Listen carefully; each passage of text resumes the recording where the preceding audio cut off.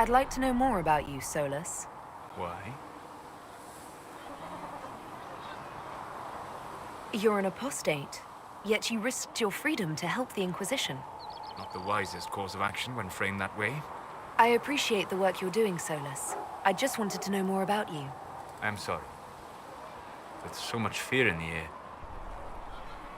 What would you know of me? What made you start studying the Fade? I grew up in a village to the north. There was little to interest a young man, especially one gifted with magic. But as I slept, spirits of the Fade showed me glimpses of wonders I had never imagined. I treasured my dreams. Being awake, out of the Fade, became troublesome. Did spirits try to tempt you? No more than a brightly colored fruit is deliberately tempting you to eat it. I learned how to defend myself from more aggressive spirits and how to interact safely with the rest.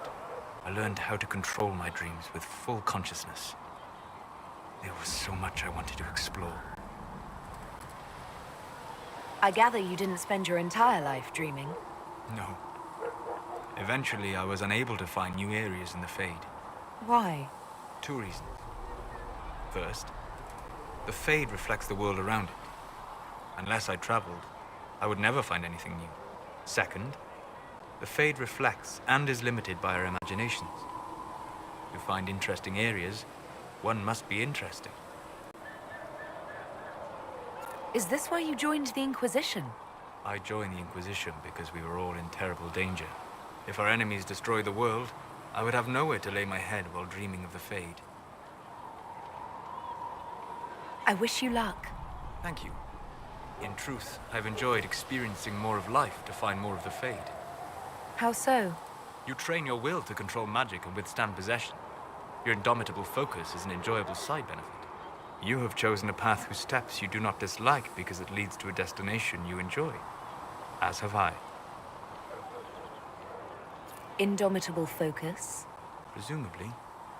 I have yet to see it dominated. I imagine that the sight would be fascinating. You said you'd traveled to many different places. This world, or its memory, is reflected in the Fade.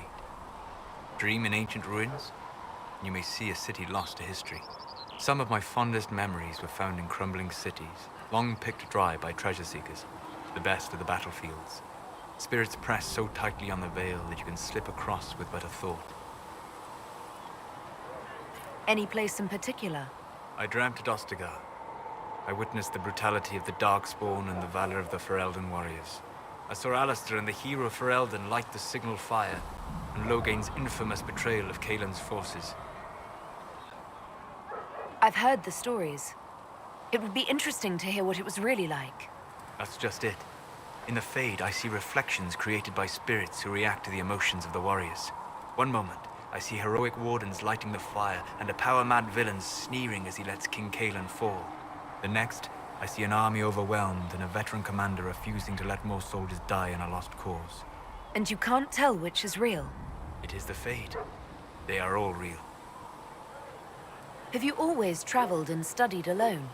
Not at all. I have built many lasting friendships. Spirits of wisdom, possessed of ancient knowledge, happy to share what they had seen. Spirits of purpose helped me search. Even wisps, curious and playful, would point out treasures I might have missed. I don't know of any spirits by those names. They rarely seek this world. When they do, their natures do not often survive exposure to the people they encounter.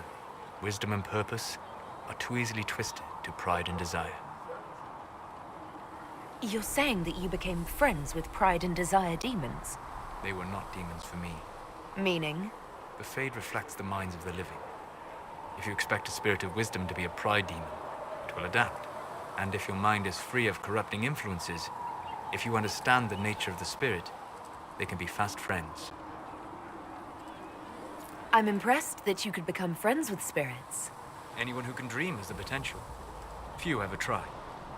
My friends comforted me in grief and shared my joy. Yet, because they exist without form, as we understand it, the Chantry declares that spirits are not truly people.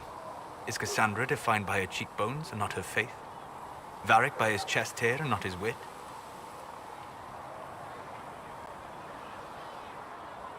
You have an interesting way of looking at the world, Solus. I try. And that isn't quite an answer.